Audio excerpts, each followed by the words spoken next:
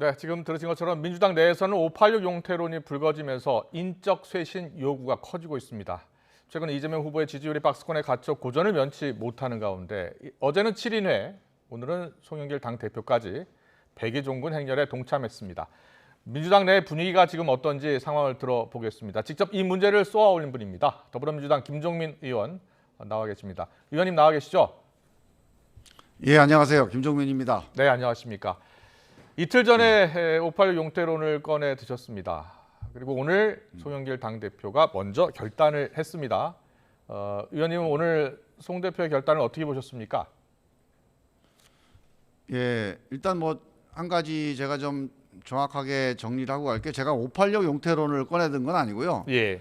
이 정치를 좀 바꿔야 된다. 네. 그리고 그 정치 바꾸는데 우리 586 세대가 예. 좀 책임감을 가지고 하고 이거 못할 것 같으면 이제 그만하자. 예. 뭐 이런 취지로 말씀을 드렸고요. 예. 그 이제 제도 개혁을 좀 강조를 한 건데 저는 오늘 송영길 대표가 뭐 다음 총선에 불출마를 하겠다. 또 여러 가지 네. 우리 그 정치 개혁의 이 과제들 좀 숙제들이 있는데 예. 거기에 대해서 실천하겠다 이런 취지로 말씀하신 거는 저는 의미가 있다고 봅니다. 아, 이런 의미가 정치를 있다. 교체해야 된다.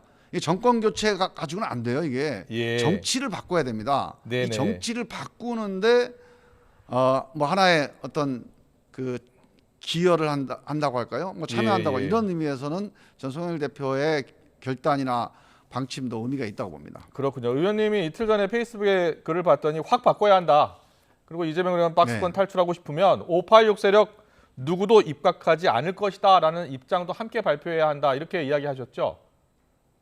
그거는 이제 그런 움직임이 있었어요. 아. 우리 내부에서. 예. 그래서 저는 그 움직임에 대해서 의미가 있다고 본 겁니다. 그렇군요. 예. 근데 그거는 뭐 세대 교체라든가 무슨 인물 교체라든가 이런 차원보다는 권력 주변이 권력의 핵심이 돼서 뭐 권력이 독점화되는 거 이건 우려가 있잖아요. 예. 근데 이 부분에 대해서 그 주변에 있는 분들이 결단을 하신 거 아닙니까? 네. 저는 그거는 다음 이재명 정부, 민주당 정부가 통합적인 정부가 된다는 측면에서 상당히 의미 있는 그런 네. 결단이다. 긍정적으로 봅니다. 예. 그런데 지금 문제가 되는 게 자 그렇게 해서 임명직을 그만하겠다 혹은 다음에 불출마하겠다 이렇게 얘기들을 하는데 예. 과연 그렇게 해서 대한민국 정치 바뀔 거냐 아.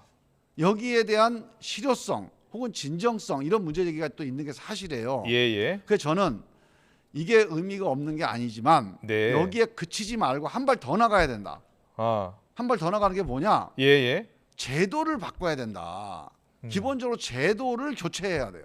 그러니까 기존의 기득권, 엘리트 이런 사람들이 국회의원 되고 뭔가 이 정치를 주도해 나갈 수밖에 없는 이게 예. 제도가 만들어내는 어떤 영향도 크거든요. 예. 이 선거 제도와 같은 기존에 있는 정치 제도를 교체하는 것, 이 제도를 개혁하고 기득권 제도를 용퇴시키는 것, 네. 이게 우리한테 남은 숙제다. 이런 점을 좀 강조를 드리고 싶습니다. 그렇군요. 그렇다면은 정확히 말하면 586 세력 운동권이라고 불리는 이 586의 용태론 여기에 대해서는 찬성하는 입장은 아니시군요.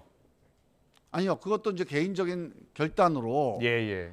본인이 이거에 대한 책임을 지고 용퇴를 하겠다. 이것도 의미가 있는 거죠. 예. 이건 우리가 잘 못했다. 앞으로 더 잘해야 된다라고 하는 메시지를 던지는 거니까. 예. 근데 그냥 용퇴만 하고 끝나면 네. 이 정치가 바뀌겠느냐. 사실 그냥 뭐 새로운 인물이 온다면 바뀐다. 이런 이제 주장도 있지만요. 예. 전 세계에서 대한민국이 국회의원 선거 때 인물 교체, 새로운 신진 대사가 제일 많은 나라입니다. 네. 사람은 많이 바뀌어요, 국회의원들이. 예. 근데 사람은 바뀌어도 늘 새로운 사람이 들어가도 정치가 안 달라지지 않습니까? 예. 이 문제에 대한 해법 왜 안 달라지냐면 자 예를 들면 김종민이 그만뒀어요. 네. 그러면 김종민이 그만둔 자리에 20대 30대 또는 그동안의 정치의 목소리를 내지 못했던 그런 우리 민심들이 다양하게 반영되는 그런 방향으로 가면 좋은데 네네. 또 김종민하고 비슷한 뭐 50, 60대가 또 나서서 뭐 변호사 하던 사람들 뭐 고위공무원 하던 사람들 뭐 이런 사람이 나서 또 정치를 하면 예. 사람이 바뀐다고 해서 정치가 바뀌겠냐 이런 거죠. 그러면 예. 본질은 뭐냐? 2030이라든가 여성이라든가 이런 우리 국민들은 되게 다양하단 말이죠. 네네. 이 다양한 국민들이 그 목소리가 국회 정치에 반영될 수 있도록 하는 거. 이건 네. 이 지금 정치 제도, 이 선거 제도를 바꾸는 게 되게 중요하다고 보는 거예요. 알겠습니다. 사람보다 일단 선거 제도부터 좀 바뀌어야지 되지 않겠느냐 이런 말씀을 함께 해주셨는데. 바뀌어야 된다는 거죠. 함께. 예, 송일 대표가 오늘 당 쇄신 카드로 꺼낸 이야기들 중에 여러 이야기가 있는데요. 먼저 동일 지역구의 삼선 초과 금지. 여기에 대해서는 어떻게 생각하세요? 지금 김종민 의원도 지금 논산, 계룡, 금산 선거구 재선이시죠?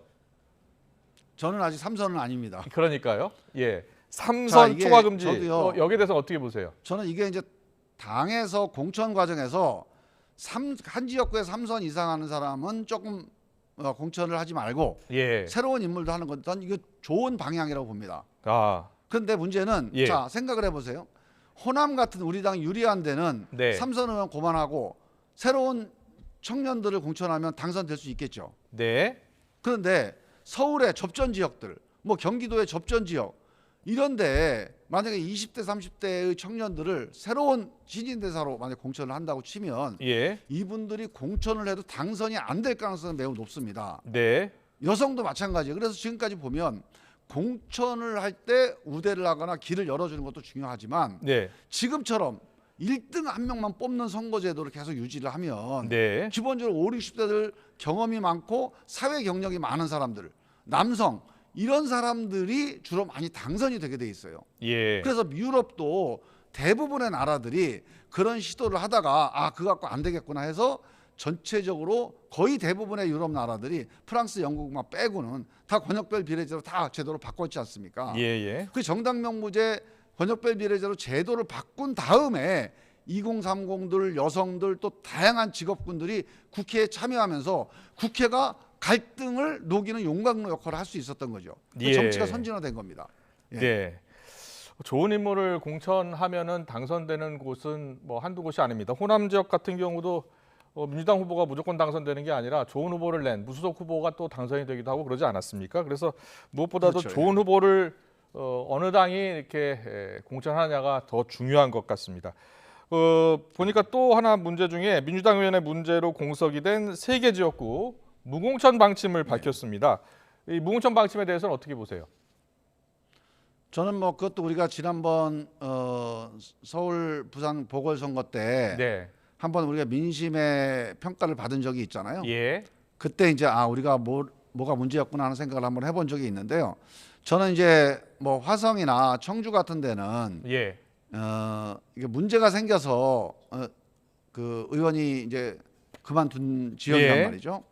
그래서 이제 우리 당의 책임을 묻는 차원에서 무공천도 저는 의미가 있다고 봅니다. 예. 근데 종로 같은 경우는 이제 이낙연 대표가 대선 출마 때문에 이제 그 국회의원 사퇴를 한 거란 말이죠. 예, 예. 그래서 우리 당원 당규에 나와 있는 대로 우리가 귀책 사유가 분명한 예. 뭔가 불미스러운 사태로 네. 국회의원이 그만둔 지역이 아니어서 거기까지 무공천하는 게 맞나? 저는 그런 생각이 듭니다. 저는 오히려 종로 같은 데는 양당이 다 공천해서 자유롭게 경쟁을 하고 아, 안성이나 청주는 우리 당이 귀책이 있으니까 우리 당이 무공천을 하고 예. 서초하고 대구는 국민의힘이 귀책이 있으니까 국민의힘이 무공천을 하고 예. 그렇게 하는 게 저는 합리적이지 않을까 예, 예. 개인적으로는 그렇게 생각을 하고 있습니다. 그런데 야당 입장에서는 지난 그 서울시장 재보궐 선거 때나 부산시장 재보궐 선거 때는 귀책 사유가 민주당에 있었는데 후보를 냈잖아요. 그렇죠. 예. 예. 그때는 냈는데 그러니까 이번에는 안 내겠다고 그래서 하는 이유가 이번에는 없습니까? 후보를 예. 내지 말자고 한다면 우리 당은 우리 당대로 그 결정하면 되는 것이고 예. 국민의힘도 그런 취지에서라면 국민의힘도 한번 결정을 한번 검토를 하는 게 저는 바람직하다고 보는데 예. 뭐 국민의힘이 안 하겠다고 하면 우리가 뭐 강요하거나 요구할 필요는 없는 거죠. 예, 알겠습니다. 그리고 그 송영길 대표가 오늘 윤미향 의원, 이상직 의원, 박덕흠 의원 제명안을 신속히 즉시 처리하겠다라고 했습니다. 그런데 야당에서는 왜 진작 안 하고 지금 하느냐 이렇게 비판하던데 여기에 대해서는 어떻게 생각하세요? 그거는 뭐 진작이나 지금이나 예. 일단은 윤리위원회에서 엄밀하게 판단을 하면 돼요. 그거는. 예, 예. 그래서 뭐 누가 억울한 사람도 없게 해야 되지만 국회의원들이 제 식구 감싼다 이런 그 불신을 받는 것도 좀 빨리 끊어내야죠. 예, 예. 그래서 저는 거기에 대해서는 일단 판단을 하는데 우리가 뭐 예단을 해놓고 어떤 목표를 정해놓고 하는 것보다는 예. 정말로 냉정하게 판단을 하되 우리가 제 식구 감싸거나 기득권을 지키는 이런 국회는 아니다. 이건 보여줄 필요가 있다고 봅니다.